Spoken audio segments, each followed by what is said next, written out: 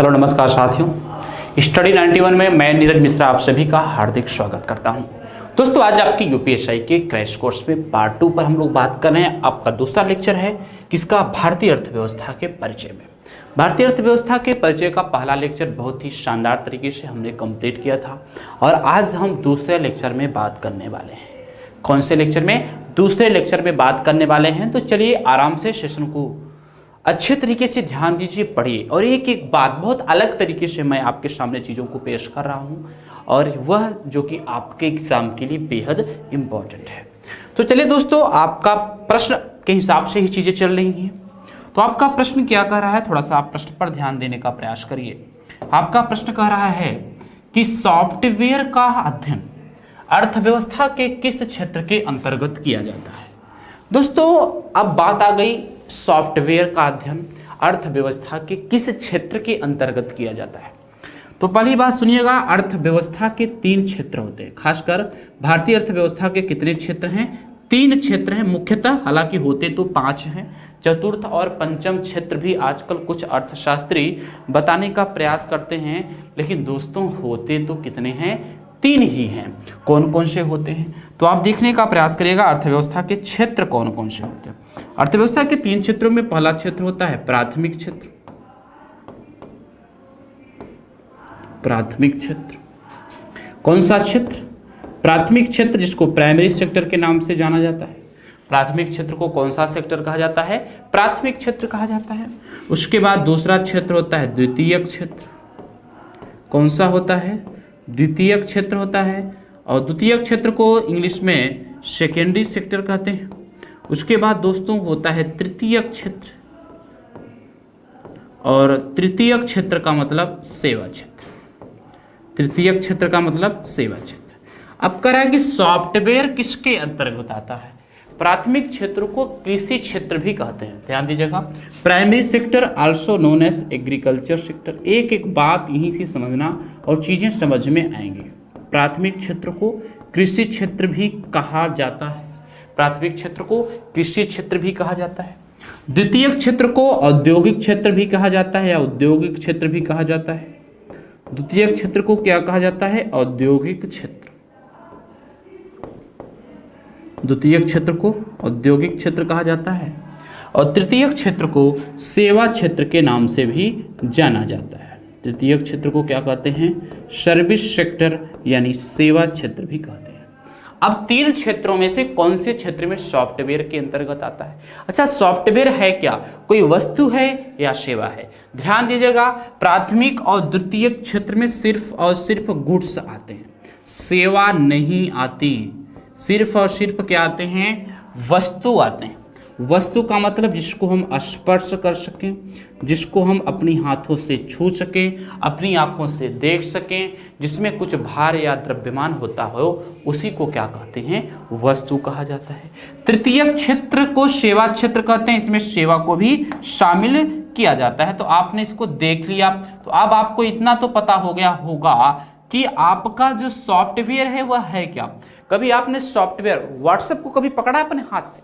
WhatsApp को कभी देखा है? लिखा हुआ देखा होगा, लेकिन कभी अपने हाथ पर नहीं देखा होगा। कोई वजन होता है नहीं।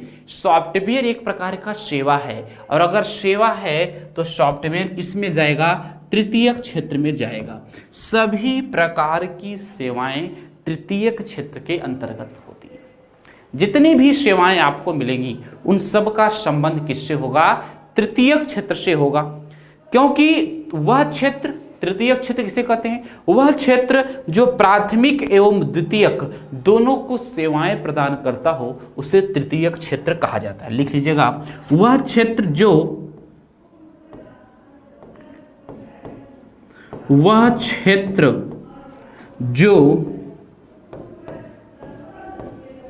प्राथमिक एवं द्वितीयक, वह क्षेत्र जो प्राथमिक एवं द्वितीयक, वह क्षेत्र जो प्राथमिक एवं द्वितीयक,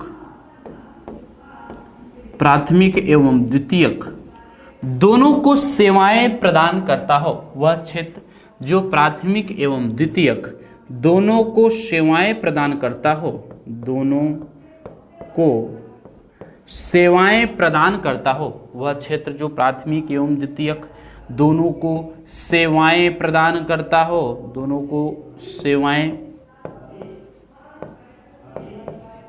प्रदान करता हो,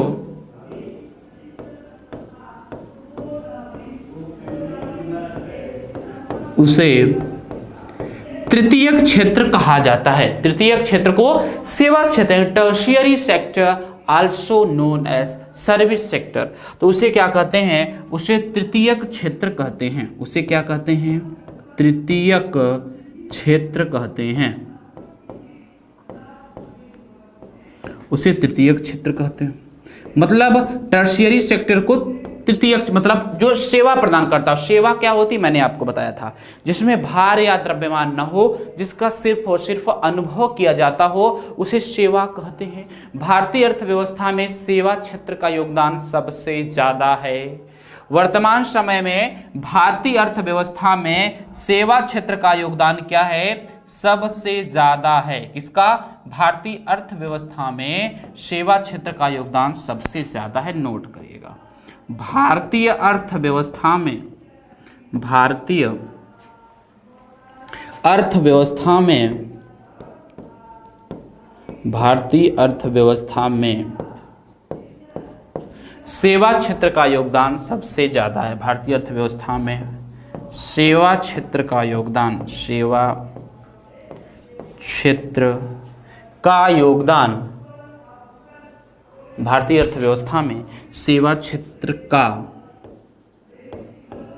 योगदान सबसे ज्यादा है।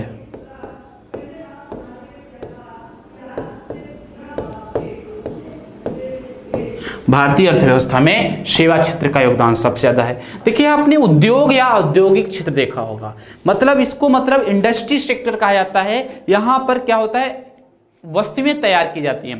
प्राथमिक क्षेत्र का योगदान, प्राथमिक क्षेत्र के अंतर्गत किसको किसको शामिल करते हैं, तो वहां भी देख लो। इसमें कृषि को शामिल करते हैं, कृषि क्षेत्र में वानिकी को शामिल करते हैं, यानी वनों को उगाना, वानिकी वन। मछली उत्पादन यानी मत्स्य को भी इसमें शामिल करते हैं।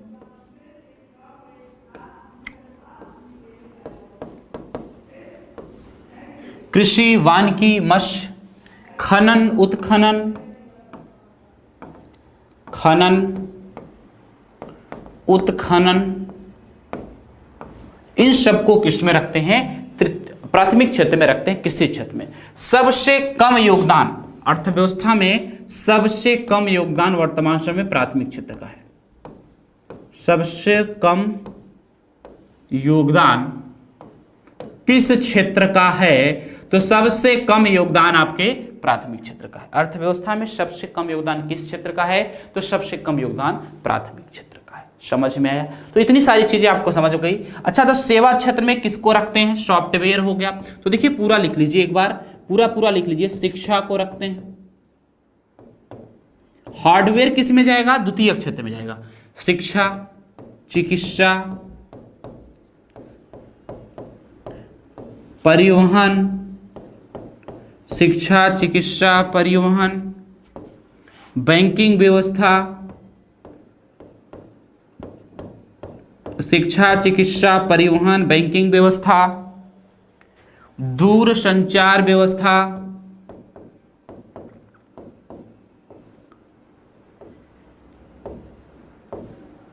दूर संचार व्यवस्था, सॉफ्टवेयर, सॉफ्टवेयर,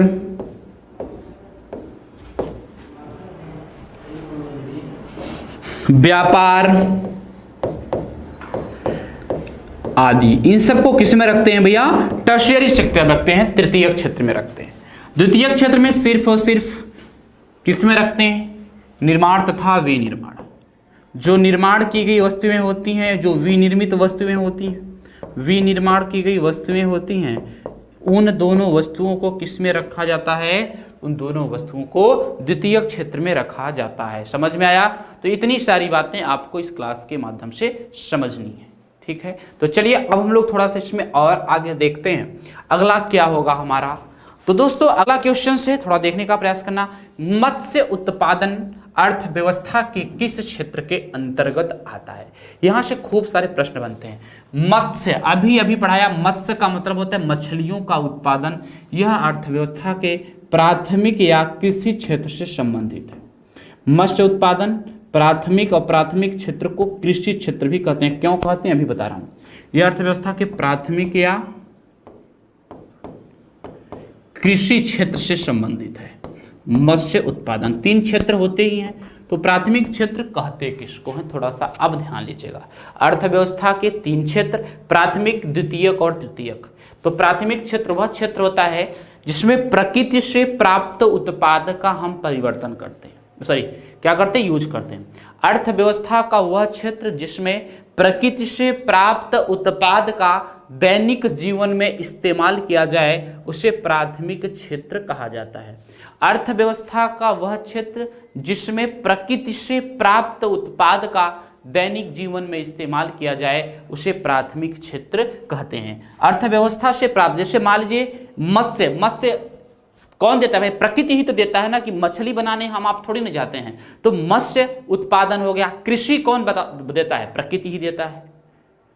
आपके नीचे गहराई में अगर लोहे की मात्रा, हेमेटाइट की मात्रा मिलेगी तो नीचे पृथ्वी के नीचे हेमेटाइट किसने बनाया, प्रकृति ने ही तो बनाया है। तो लिख सकते हैं अर्थव्यवस्था का ऐसा क्षेत्र जिसमें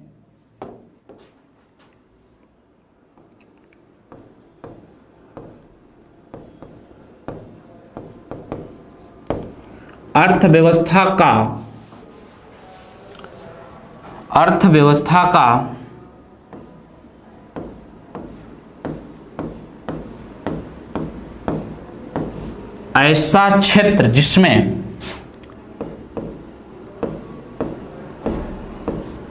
अर्थव्यवस्था का ऐसा क्षेत्र जिसमें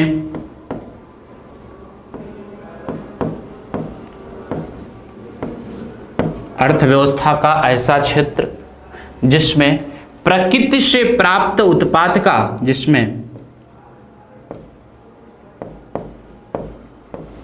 प्रकृति से प्राप्त उत्पाद का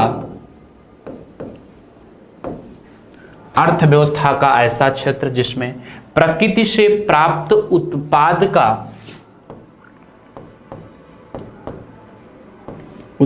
का दैनिक जीवन में प्रयोग किया जाए। अर्थव्यवस्था का ऐसा क्षेत्र जिसमें प्रकृति से प्राप्त उत्पाद का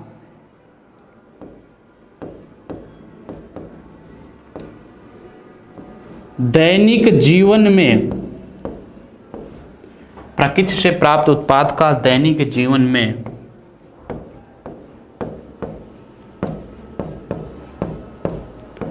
प्रयोग किया जाए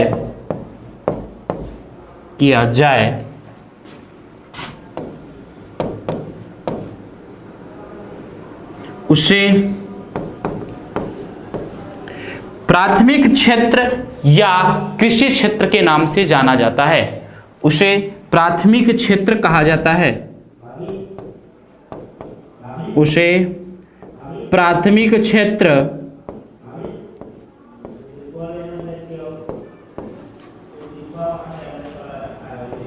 कहा जाता है। उसे प्राथमिक क्षेत्र कहा जाता है। प्राथमिक क्षेत्र को कृषि क्षेत्र भी कहते हैं।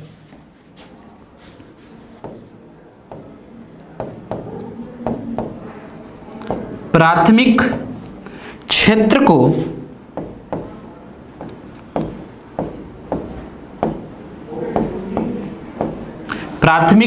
को कृषि क्षेत्र भी कहते हैं।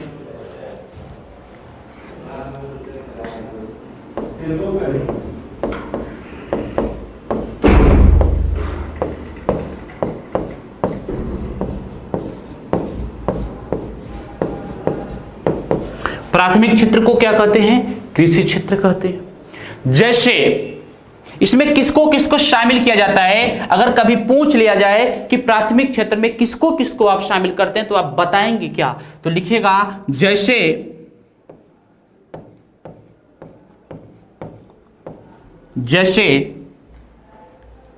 कृषि, जैसे कृषि, पशुपालन, मत्स्य पालन,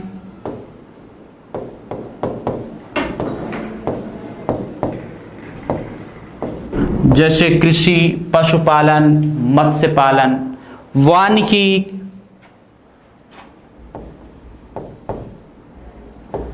वानिकी, खनन, उत्खनन, कुक्कुट पालन,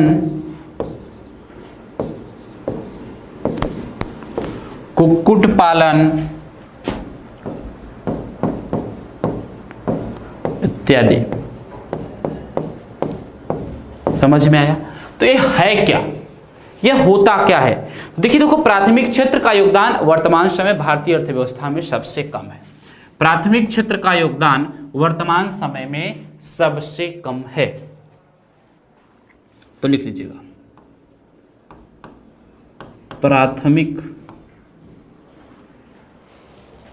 क्षेत्र का योगदान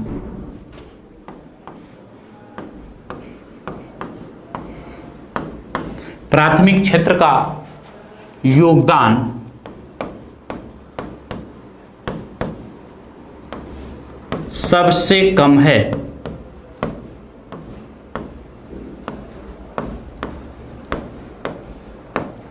प्राथमिक क्षेत्र का योगदान सबसे कम है। समझ में आया? बिल्कुल, बहुत शानदार। चलिए भैया, अगला देखिए क्या है पॉइंट आपका। अगला प्रश्न है, अर्थव्यवस्था का विकास होने पर किस क्षेत्र के योगदान में वृद्धि होती है? देखिए, ये बहुत इंपॉर्टेंट पॉइंट है। यह प्रश्न कई बार कई एग्जामों में पूछे जाते हैं। जैसे जैसे अर्थव्यवस्था का विकास होता है, वैसे वैसे अर्थव्यवस्था में तृतीयक क्षेत्र का योगदान बढ़ता चला जाता है। कौन से क्षेत्र का? तृतीयक यानी सेवा क्षेत्र का। अर्थव्यवस्था के विकास होने की स्थिति में अर्थव्यवस्था में तृतीयक क्षेत्र या सेवा क्षेत्र का योगदान बढ़ता चला जाता है। लिख दीजिएगा, अर्थव्यवस्था का विकास होने पर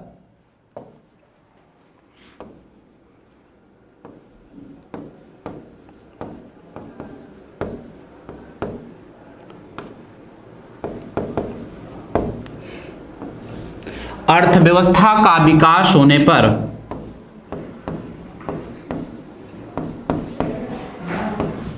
अर्थव्यवस्था का विकास होने पर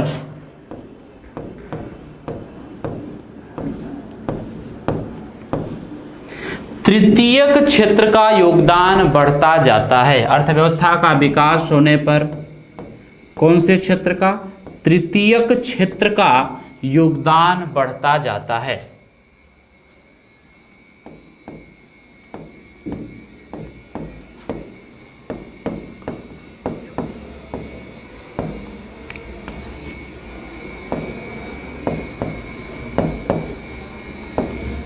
अर्थव्यवस्था का विकास होने पर तृतीयक क्षेत्र का योगदान बढ़ता जाता है,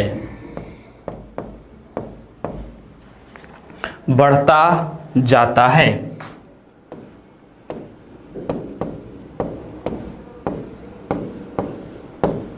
ठीक, समझ में आया? तो अर्थव्यवस्था का विकास होने पर तृतीयक क्षेत्र का योगदान बढ़ता जाता है। ओके, तो जैसे जैसे अर्थव्यवस्था का विकास होगा वैसे वैसे तृतीयक क्षेत्र का योगदान क्या होगा? बढ़ता चला जाएगा। समझ में आई बात? चलिए भैया, अब देखिएगा क्या है दोस्तों, तृतीयक क्षेत्र का मतलब होता है सेवा क्षेत्र। ठीक है, चलिए नेक्स्ट क्या है आपका, वर्तमान समय में भारतीय अर्थव्यवस्था में किस क्षेत्र का योगदान सबसे ज्यादा है? देखिए, अगर हम वर्तमान समय भारतीय अर्थव्यवस्था की बात करें, बात हो रही है भारतीय अर्थव्यवस्था में और हो रही है क्षेत्र का, ध्यान दीजिएगा। तो भारतीय अर्थव्यवस्था में 3 क्षेत्र कौन कौन से? प्राथमिक, द्वितीयक और तृतीयक। कृषि, उद्योग और सेवा। प्राथमिक क्षेत्र, कौन सा क्षेत्र? प्राथमिक क्षेत्र।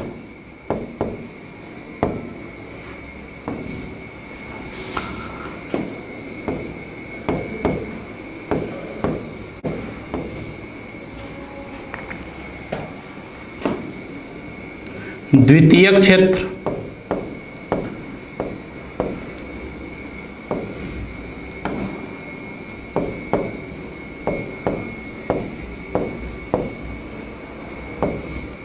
प्राथमिक क्षेत्र, द्वितीयक क्षेत्र, तृतीयक क्षेत्र।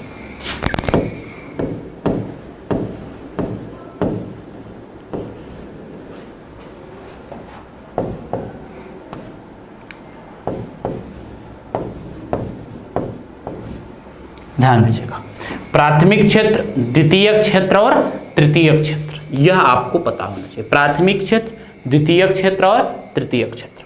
और सबसे ज्यादा योगदान तृतीयक क्षेत्र का है। भारतीय अर्थव्यवस्था में सर्वाधिक योगदान किस क्षेत्र का है? तो तृतीयक क्षेत्र का योगदान सबसे ज्यादा है। तृतीयक क्षेत्र मतलब सेवा क्षेत्र। तृतीयक क्षेत्र मतलब कौन सा क्षेत्र? तृतीयक क्षेत्र मतलब सेवा क्षेत्र।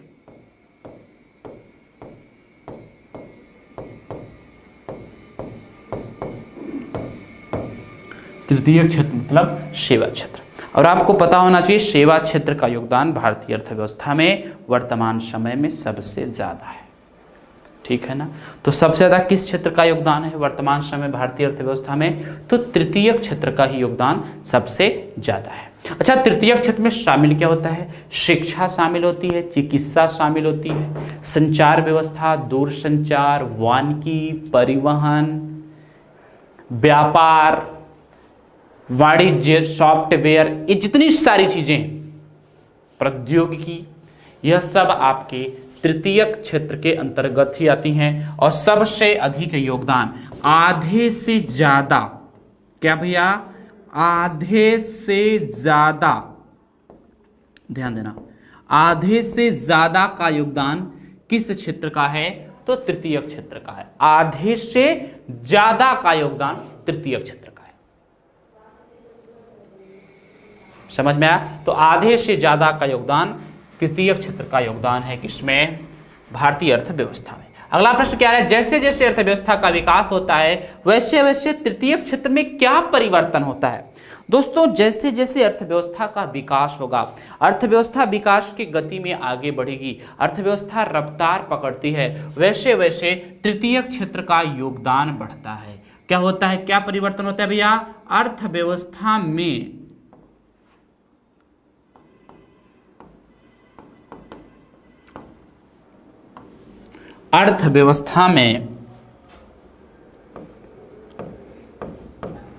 तृतीयक क्षेत्र का योगदान बढ़ता है।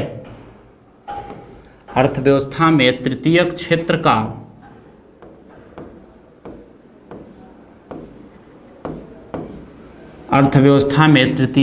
का योगदान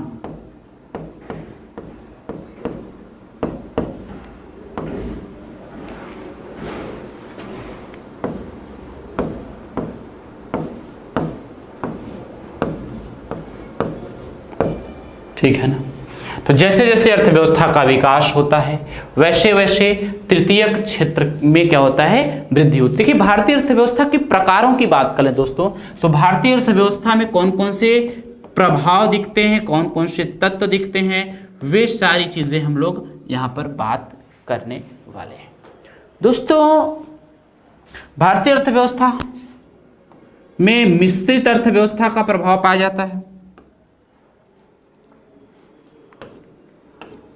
कौन सी? मिश्रित अर्थव्यवस्था।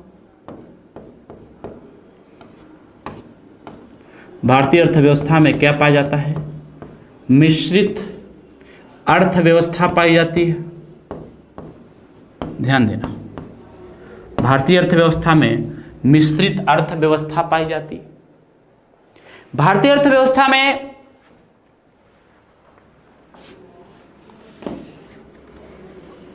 विकासशील अर्थव्यवस्था पाई जाती है।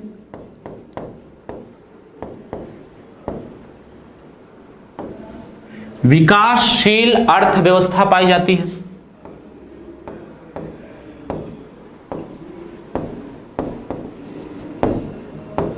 विकासशील अर्थव्यवस्था पाई जाती है। भारतीय अर्थव्यवस्था में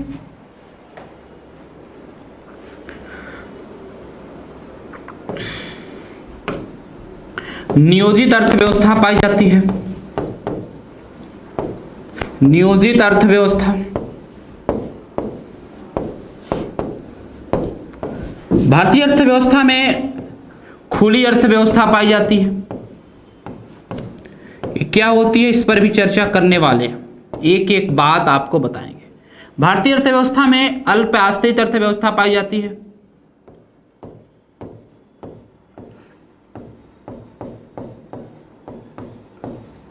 अल्प आश्रित अर्थव्यवस्था,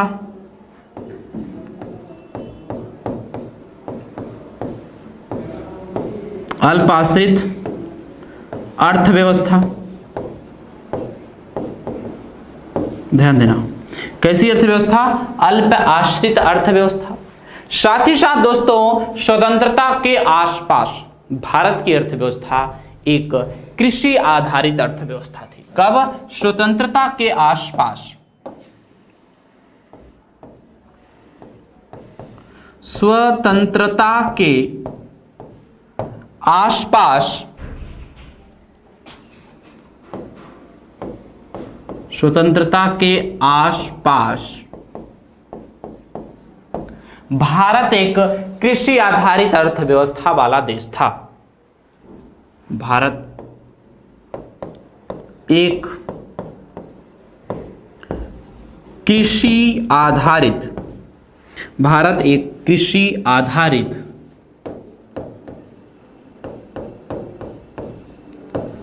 अर्थव्यवस्था वाला देश था।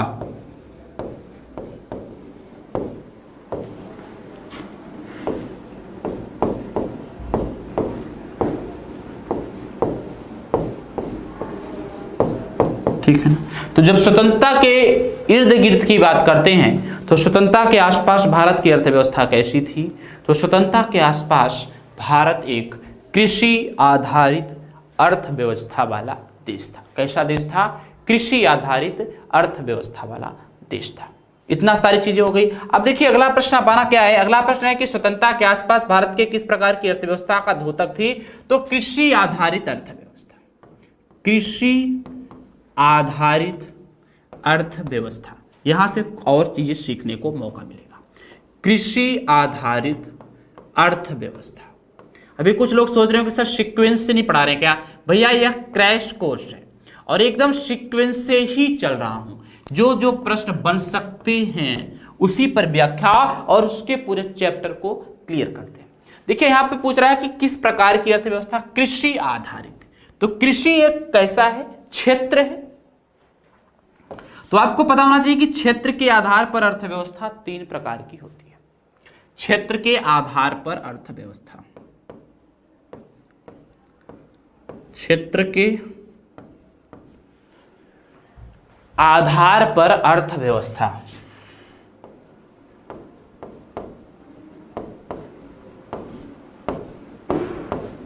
क्षेत्र के आधार पर अर्थव्यवस्था जो होती है वह तीन प्रकार की होती है। कृषि आधारित, भाई तीन क्षेत्र ही पढ़ा है आपने, कृषि, उद्योग और सेवा।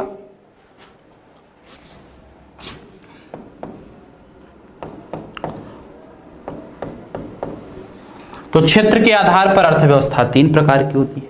कृषि आधारित अर्थव्यवस्था, उद्योग आधारित अर्थव्यवस्था और सेवा आधारित अर्थव्यवस्था। ध्यान दीजिएगा, तीन प्रकार की होगी। कृषि आधारित अर्थव्यवस्था, कृषि आधारित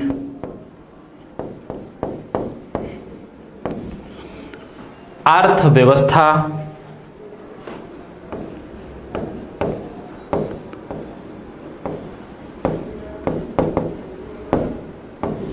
कृषि आधारित अर्थव्यवस्था, उद्योग आधारित अर्थव्यवस्था,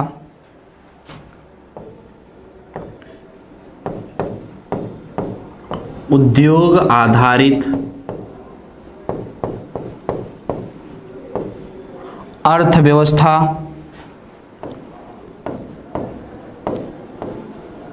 कृषि आधारित अर्थव्यवस्था, उद्योग आधारित अर्थव्यवस्था, सेवा आधारित अर्थव्यवस्था। सेवा आधारित अर्थव्यवस्था। लेकिन सर स्वतंत्रता के आसपास अगर कृषि आधारित थी तो वर्तमान समय में किसमें है? तो वर्तमान समय में इन तीनों में से भारत की अर्थव्यवस्था किसी भी कैटेगरी में नहीं आती है।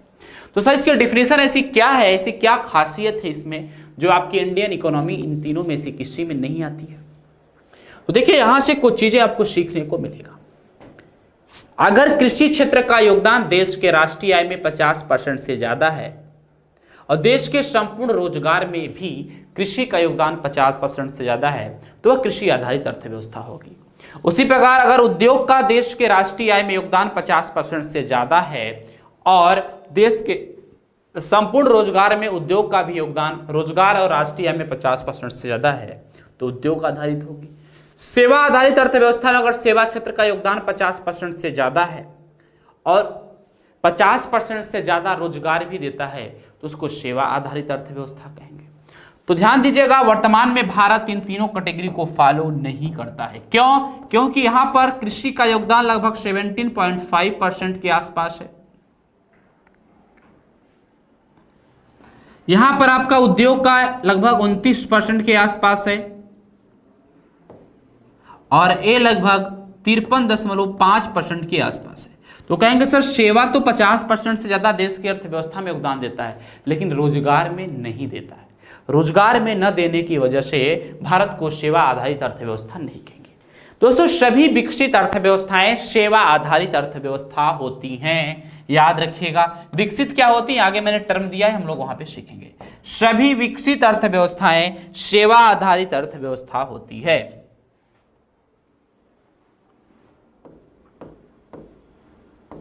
सभी विकसित अर्थव्यवस्थाएं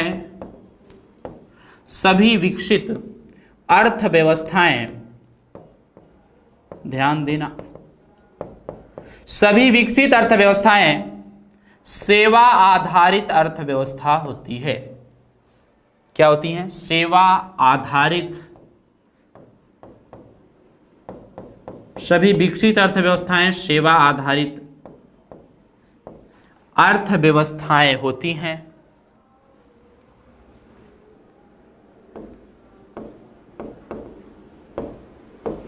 सभी विकसित अर्थव्यवस्थाएं सेवा आधारित अर्थव्यवस्थाएं होती हैं।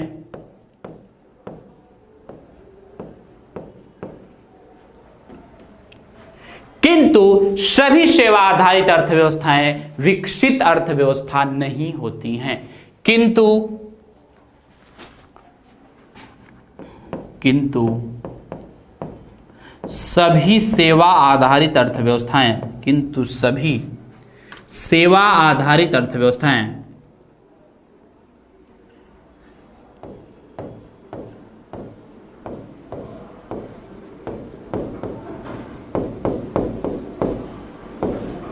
किंतु सभी सेवा आधारित अर्थव्यवस्थाएं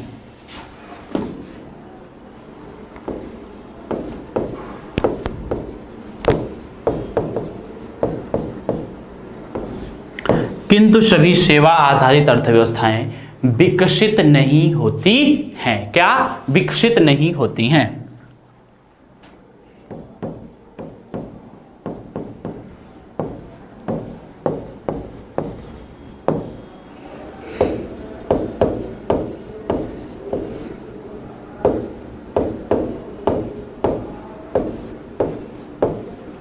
समझ में आया ना बात?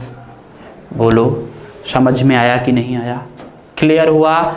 बहुत शानदार। ओके चलो समझ में आ गया। अब देखिएगा अगला प्रश्न क्या है। अगला प्रश्न क्या है? 1928-29 के महान आर्थिक मंदी से निपटने का सुझाव किसने दिया था? दोस्तों 1928-29 के महान आर्थिक मंदी से ही मिश्रित अर्थव्यवस्था का उद्भव होता है। 1928 के महान आर्थिक मंदी से ही मिश्रित अर्थव्यवस्था का उद्भव होता है। हुआ उस समय था कि पूंजीवादी अर्थव्यवस्था और समाजवादी अर्थव्यवस्था, दो तरह की अर्थव्यवस्थाओं का प्रचलन था देशों में। पूंजीवादी अर्थव्यवस्था क्या होती है? मार्केट के हिसाब से चलती है, मांग के हिसाब से चलती है। और समाजवादी अर्थव्यवस्था देश के कल्याण के हिसाब से चलती है।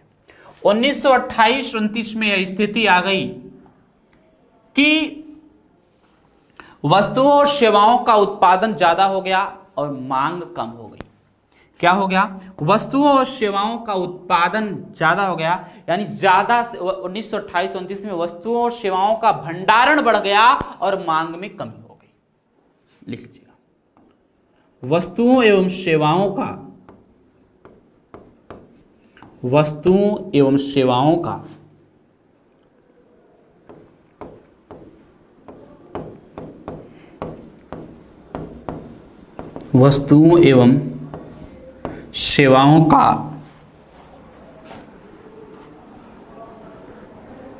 वस्तुओं एवं सेवाओं का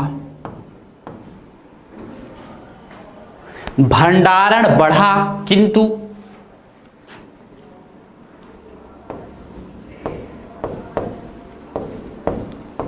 वस्तुओं एवं सेवाओं का भंडारण बढ़ा,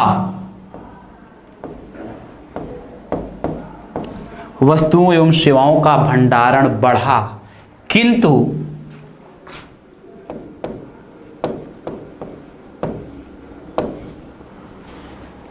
मांग में कमी आई।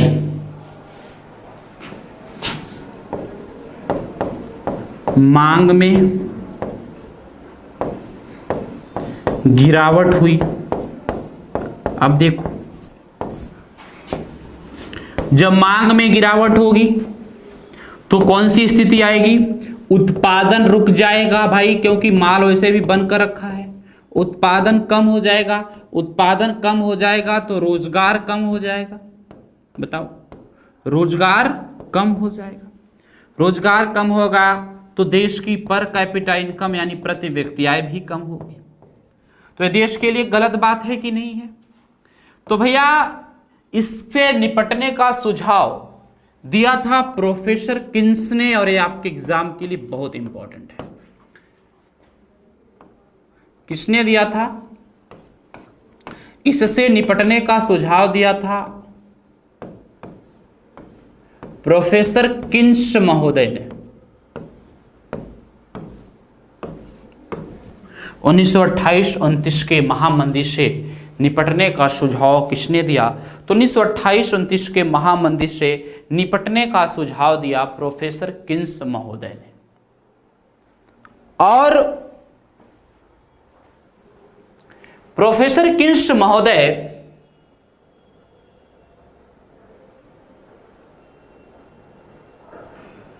को आधुनिक अर्थशास्त्र का जनक भी कहा गया।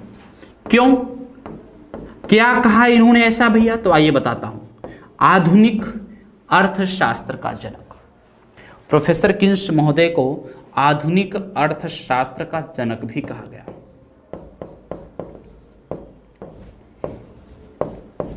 आधुनिक अर्थशास्त्र का जनक, ठीक। तो आधुनिक अर्थशास्त्र का जनक किसे कहा गया? तो आधुनिक अर्थशास्त्र का जनक प्रोफेसर किन्स को कहा गया। किन्स को, प्रोफेसर किन्स को आधुनिक अर्थशास्त्र का जनक कहा गया। इन्होंने कहा कि अगर हम सार्वजनिक और निजी दोनों क्षेत्रों को साथ में लेकर के चलते हैं तो भी देश का विकास हो सकता है। तो कुल मिलाकर प्रोफेसर किन्स महोदय ने मिश्रित अर्थव्यवस्था के विकास के बारे में जोर दिया। मिक्स्ड इकोनॉमी के प्रतिपादक अगर कोई माने जाते हैं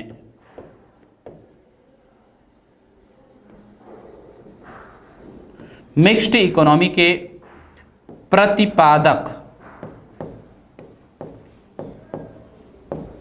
ध्यान देना, मिक्स्ड इकोनॉमी के प्रतिपादक कोई माने जाते हैं तो वह है प्रोफेसर किन्स। प्रोफेसर किन्स महोदय को क्या कहा गया? मिश्रित अर्थव्यवस्था का जनक, मिक्स्ड इकोनॉमी का प्रतिपादन करता। अगला देखिए क्या है, पूंजीवादी अर्थव्यवस्था का जनक किसे कहा जाता है? पूंजीवादी अर्थव्यवस्था का जनक लिख लो। फिर आइए पूंजीवादी अर्थव्यवस्था के बारे में समझ लेते हैं। पूंजीवादी अर्थव्यवस्था का जनक कहा जाता है दोस्तों एडम स्मिथ को। इसको कहा जाता है, एडम स्मिथ को पूंजीवादी अर्थव्यवस्था का जनक कहा जाता है। ठीक है, पूंजीवादी अर्थव्यवस्था का जनक एडम स्मिथ को कहा जाता है। दोस्तों पूंजीवादी, पूंजीवादी का मतलब पूंजी किसके पास होती है? सरकार के पास होती है क्या, या प्राइवेट लोगों के पास होती है? जल्दी से सोचना, पूंजी किसके पास होती है? सरकार के पास या प्राइवेट लोगों के पास? तो दोस्तों पूंजी होती है सरकार के पास नहीं होती, प्राइवेट लोगों के पास होती है। तो पूंजीवादी अर्थव्यवस्था में किसका? निजी क्षेत्र का स्वामित्व होता है। ऐसी अर्थव्यवस्था जिसमें निजी क्षेत्र का स्वामित्व हो, प्राइवेट सेक्टर का बोलबाला हो, तो क्या हो? निजी क्षेत्र का स्वामित्व हो।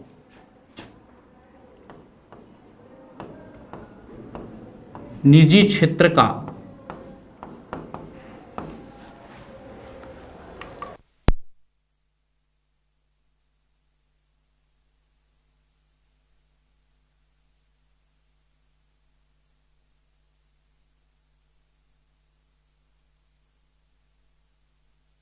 ऐसी अर्थव्यवस्था जिसमें निजी क्षेत्र का स्वामित्व हो। ठीक है, चलो अच्छा है, बताइए अगर किसी भी देश की अर्थव्यवस्था में वस्तुओं एवं सेवाओं के उत्पादन पर प्राइवेट सेक्टर का अधिकार होगा तो वह किसके लिए काम करेंगे? अपने लिए काम करेंगे या देश की जनता के लिए काम करेंगे? तो वे अपने लिए काम करेंगे। इसको स्वलाभ से प्रेरित अर्थव्यवस्था भी कहा जाता है। पूंजीवादी अर्थव्यवस्था को स्वलाभ से प्रेरित अर्थव्यवस्था भी कहा जाता है। स्वलाभ से प्रेरित, आप भी तो बता रहे हो ना भाई, प्राइवेट लोग अपने लिए ही तो काम करते हैं ना, निजी क्षेत्र किसके लिए काम करता है? स्वलाभ, अपने लाभ के। तो स्वलाभ से प्रेरित अर्थव्यवस्था, स्वलाभ से प्रेरित अर्थव्यवस्था है। स्वलाभ से प्रेरित अर्थव्यवस्था है, ठीक है। अच्छा, स्वलाभ तो क्या, कम या ज्यादा? अधिकतम लाभ कमाने वाली अर्थव्यवस्था भी बोलते हैं इसको। ये बहुत सारा लाभ कमाती है, जितना लाभ उतना कम इसके लिए है, तो इसको अधिकतम लाभ कमाने वाली अर्थव्यवस्था भी कहा जाता है। अधिकतम लाभ कमाने वाली अर्थव्यवस्था, इसको अधिकतम लाभ कमाने वाली अर्थव्यवस्था भी कहते हैं। अधिकतम लाभ कमाने वाली अर्थव्यवस्था।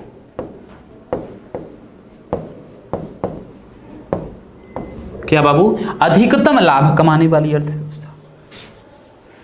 अच्छा, अधिकतम लाभ कब कमाएंगे? कैसी वस्तु या सेवा का उत्पादन करेंगे? जिसकी मार्केट में मांग होगी या जिसकी आवश्यकता होगी। तो मांग का नियम मैंने आपको पिछले क्लास में पढ़ाया था, तो आपने देखने का प्रयास किया था कि ऐसी वस्तु या सेवा जिसकी मांग बढ़ती है उसकी कीमतें बढ़ जाती है। तो मांग वाली वस्तु और सेवा का उत्पादन ये ज्यादा करेंगे। कहने का मतलब है कि यह अर्थव्यवस्था मांग एवं पूर्ति पर काम करती है। मांग एवं पूर्ति आधारित अर्थव्यवस्था होती है। इसे मांग आधारित अर्थव्यवस्था कहते हैं, या इसे मांग एवं पूर्ति आधारित अर्थव्यवस्था कहते हैं। इसे मांग एवं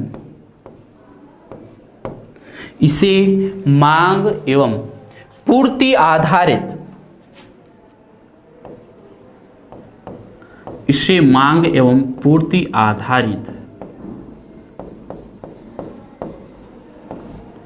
इसे मांग एवं पूर्ति आधारित अर्थव्यवस्था के नाम से जाना जाता है।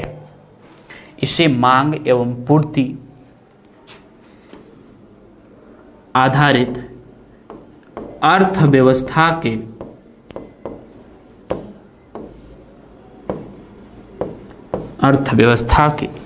नाम से जाना जाता है। इसे मांग एवं पूर्ति आधारित अर्थव्यवस्था के नाम से जाना जाता है।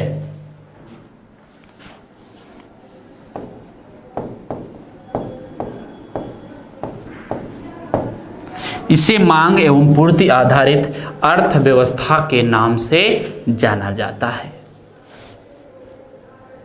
ठीक दोस्तों, इस अर्थव्यवस्था को प्रतियोगिता आधारित अर्थव्यवस्था भी कहते हैं। प्रतियोगिता, इसे प्रतियोगिता आधारित अर्थव्यवस्था भी कहते हैं। प्रतियोगिता आधारित अर्थव्यवस्था।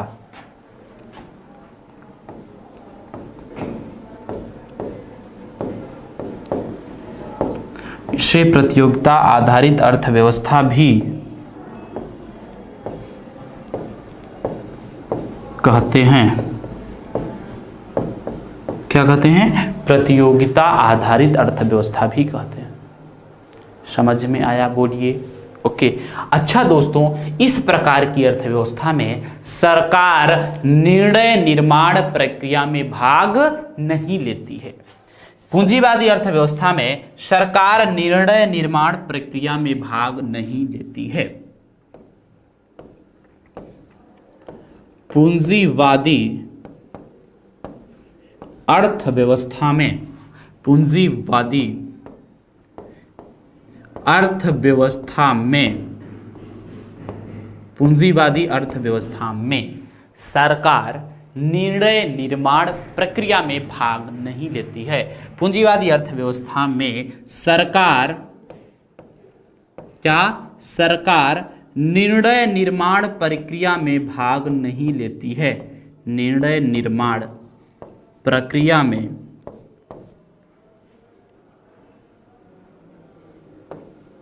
निर्णय निर्माण प्रक्रिया में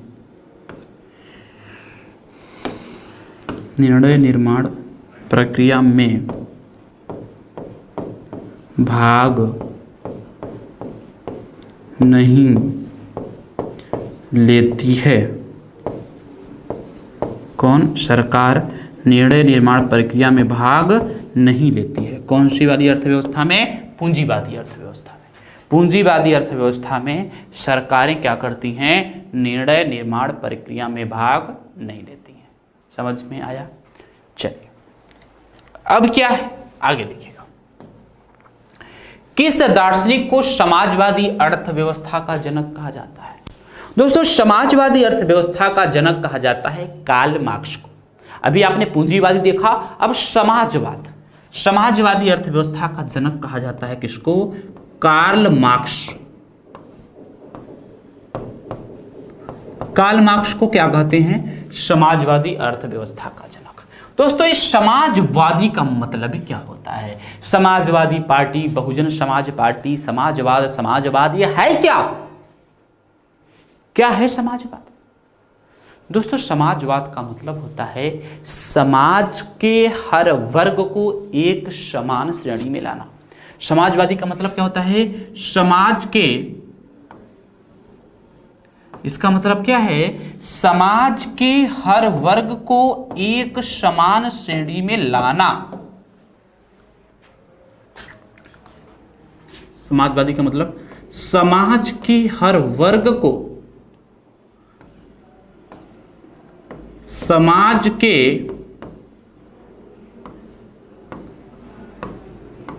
हर वर्ग को, समाज के हर वर्ग को, समाज के हर वर्ग को एक समान श्रेणी में लाना। एक समान श्रेणी में लाना। समाज के हर वर्ग को एक समान श्रेणी में लाना।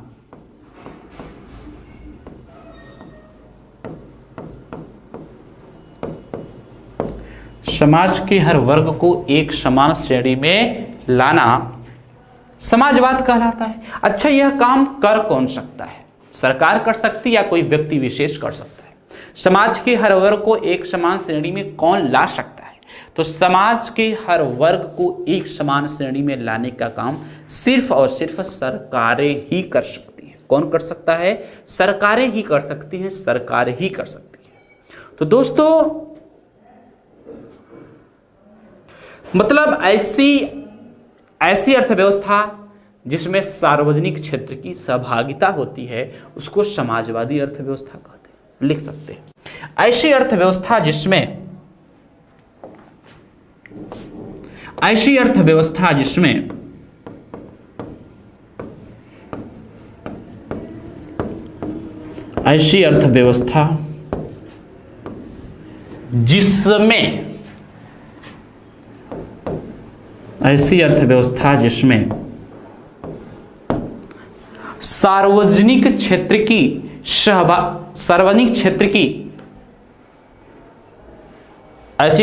सार्वजनिक क्षेत्र का स्वामित्व होता है। सार्वजनिक मतलब सरकारी, पब्लिक सेक्टर, सार्वजनिक क्षेत्र का स्वामित्व होता है। ऐसी अर्थव्यवस्था जिसमें सार्वजनिक क्षेत्र का स्वामित्व होता है,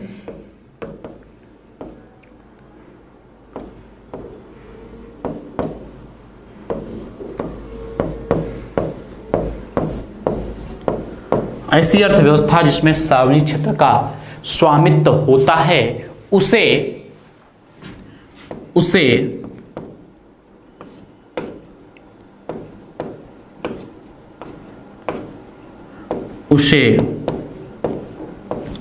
ऐसी अर्थव्यवस्था जिसमें सार्वजनिक क्षेत्र का स्वामित्व होता है उसे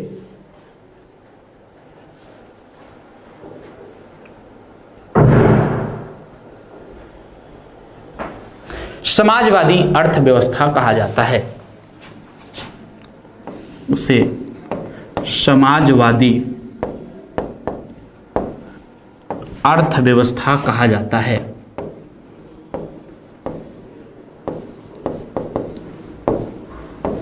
समाजवादी अर्थव्यवस्था कहा जाता है।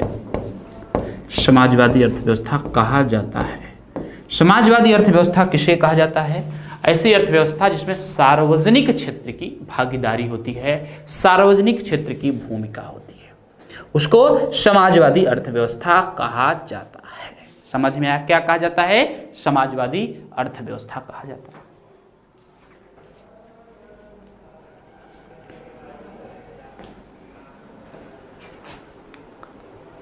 अच्छा भाई, अब देखिए क्या है चीजें आखिर हैं क्या, समझने का प्रयास करें। अगला प्रश्न क्या है आपका? किस प्रकार की अर्थव्यवस्था में सरकार सार्वजनिक क्षेत्र निर्णय निर्माण प्रक्रिया में भाग नहीं लेता? तो अभी मैंने बताया कि ऐसी वह कौन सी अर्थव्यवस्था है जिसमें सरकार निर्णय निर्माण प्रक्रिया में भाग नहीं लेती, उसको पूंजीवादी अर्थव्यवस्था यानी कैपिटलिस्ट इकोनॉमी कहा जाता है। क्या कहा जाता है? पूंजीवादी अर्थव्यवस्था कहा जाता है या कैपिटलिस्ट इकोनॉमी कहा जाता है। इससे पूंजीवादी अर्थव्यवस्था या बाजारू अर्थव्यवस्था, बाजारू यानी मार्केटेड इकोनॉमी, बाजारू अर्थव्यवस्था, बाजार आधारित अर्थव्यवस्था या मांग एवं पूर्ति आधारित अर्थव्यवस्था, मांग एवं पूर्ति आधारित अर्थव्यवस्था आदि नामों से जाना जाता है। और इस प्रकार की अर्थव्यवस्था में सरकार का कोई हस्तक्षेप नहीं होता और इस प्रकार की अर्थव्यवस्था के जनक हैं एडम स्मिथ। इस प्रकार की अर्थव्यवस्था के जनक कौन है? एडम स्मिथ महोदय। अगला प्रश्न क्या है आपका, देखिएगा। ऐसी वह कौन सी अर्थव्यवस्था है जिसमें आयात और निर्यात दोनों प्रतिबंधित रहता है? दोस्तों, न तो आयात हो न ही निर्यात हो। यदि दो देशों के बीच किसी भी प्रकार का वित्तीय संबंध न हो, वित्तीय संबंध मतलब आयात और निर्यात क्या हो? प्रतिबंधित हो, न हो, तो उसे बंद अर्थव्यवस्था कहते हैं। बंद अर्थव्यवस्था, क्लोज्ड इकोनॉमी। बंद अर्थव्यवस्था, बंद अर्थव्यवस्था का मतलब होता है क्लोज्ड इकोनॉमी।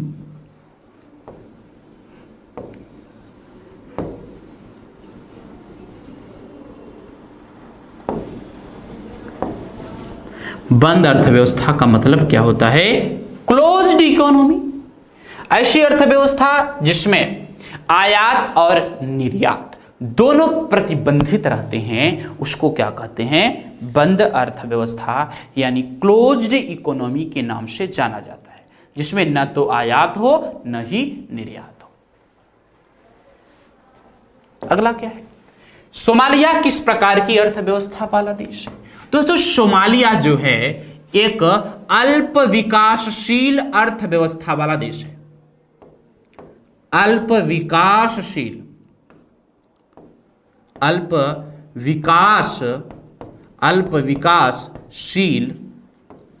अर्थव्यवस्था वाला देश है।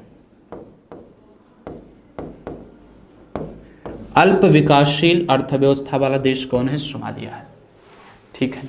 तो अल्प विकासशील अर्थव्यवस्था का मतलब क्या होता है? जिसमें लोगों का प्रति व्यक्ति आय कम, लोगों का प्रति व्यक्ति आय कम है। सोमालिया है, बुरुंडी है, चाड है, नाइजर है, केन्या है, बरमूडा है, ये सब बड़े छोटे छोटे देश।